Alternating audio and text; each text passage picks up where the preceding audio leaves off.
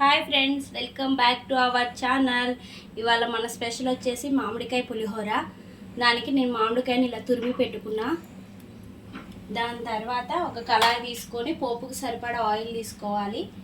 Oil తీసుకున్నాక oil heat ఎక్కినాక పల్లీలు వేసుకోవాలి. ఇవి ముందుగానే వేయించుకోవటం వల్ల తీసి పక్కన పెట్టుకుంటే పులిహోరలోకి మెత్తబడకుండా ఉంటాయి.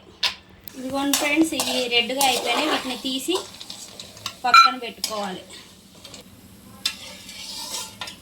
ఆయిల్లో మనం పోపుకి శనగపప్పు, ఆవాలు, జీలకర్ర, ఎండుమిర్చి,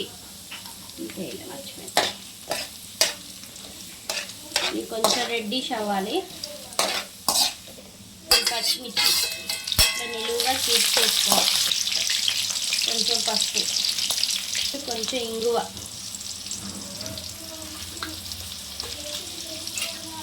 వేసుకొని ఒకసారి తిప్పుకోవాలి. ఈ పచ్చిమిర్చి ఫ్రై అవ్వనివ్వండి. కరివేపాకు,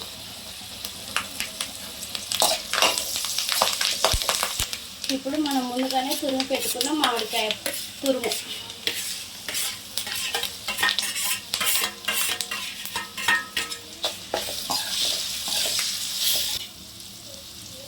తగ్గంత సాల్ట్ వేసుకొని ఇది కొద్దిసేపు ఆయిల్లో ఫ్రై అవ్వనివ్వాలి. ఇప్పుడు మనం ముందుగానే చల్లార్చి పెట్టుకున్న రైస్ని కూడా ఇందులో వేసేసుకోవాలి. ఇట్లా పొరపొరలాడుతుంటేనే చాలా అంటే చాలా టేస్టీగా ఉంటుంది, మంచిగా కూడా ఉంటుంది. ఇలా కలిసే విధంగా ఈ విధంగా తిప్పుకోవాలి ఒకసారి. ఇప్పుడు మనం ముందుగానే వేయించి పెట్టుకున్న పల్లీలని కూడా ఇందులో వేసేసుకోవాలి. వేసేసుకొని ఒకసారి తిప్పుకోవాలి.